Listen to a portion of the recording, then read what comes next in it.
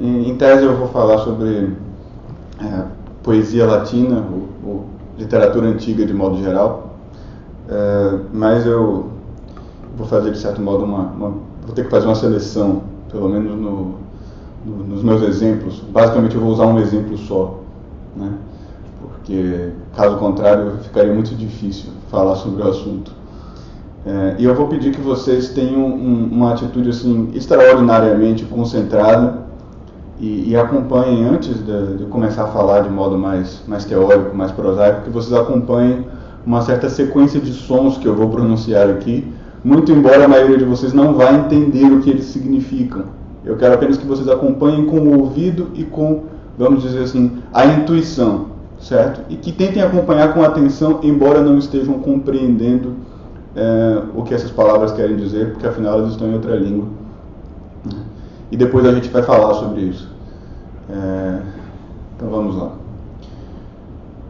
Arma virumque cano Troiae, qui primus saboris Italiam fato profugus lauinaque venit litora multui letteris iactatus et alto, vis superum saevae memorem iunonis obirem.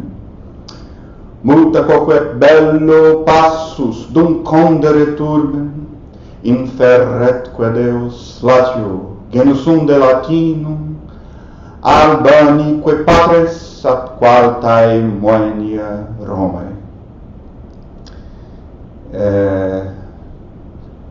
Espero que vocês tenham conseguido acompanhar sonoramente apenas a coisa e pelo menos adquirir alguma sensação a partir desses versos.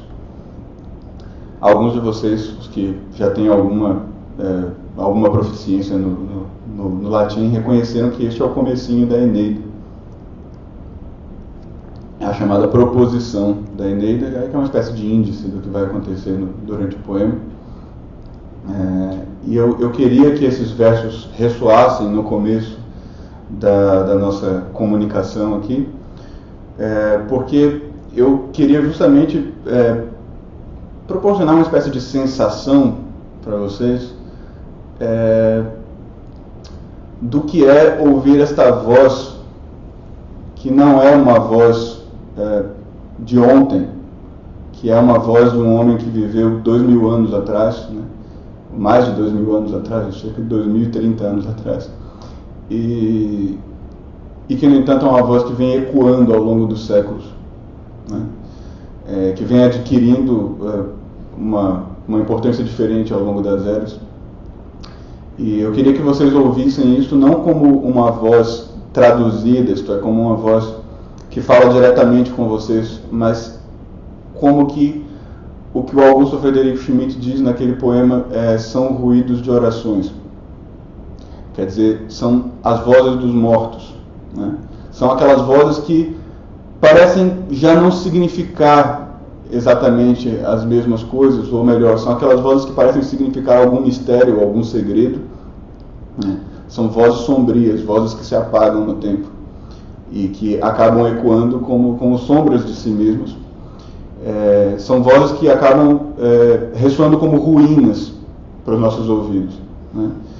E no caso de quem já visitou uma ruína, que já teve esta oportunidade fabulosa de ver uma ruína, sabe o que é ver vestígios de mortos, né? Sabe o que é sentir quase que a presença enfraquecida daquelas sombras, daquelas vidas que um dia foram e estiveram ali. Quem visitou um engenho, por exemplo, eu sou baiano, então eu tive esta oportunidade, né, de visitar engenhos, o Colégio dos Jesuítas, né, e pisar onde Antônio Vieira pisou, por exemplo, né, e outros que tiveram oportunidades ainda melhores, como a de ver as ruínas do próprio Coliseu, né. Você sabe então que é sentir a presença de um morto, né, ou de uma multidão de mortos, e saber que você não está captando alguma coisa. Acho que esse é o centro dessa sensação. Quer dizer, havia uma vida ali, esta vida não está mais ali, ela deixou vestígios.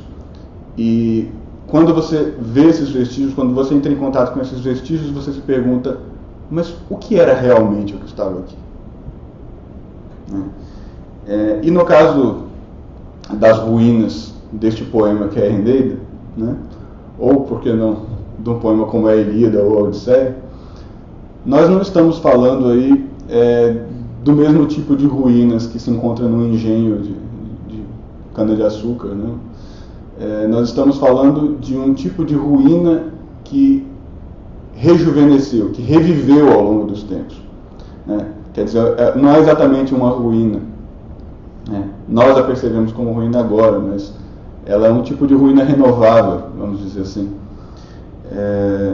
E, portanto, no caso de Virgílio, nós sabemos que essa ruína foi fonte de vitalidade para o começo da nossa civilização, que foi a civilização medieval, né? Nós sabemos que essas pessoas peregrinavam para o túmulo de Virgílio para prestar-lhe culto.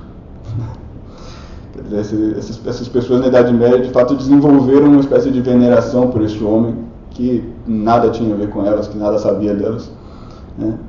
Por meio desse seu poema, por meio dessa sua voz, essa voz que ecoou ao longo dos séculos.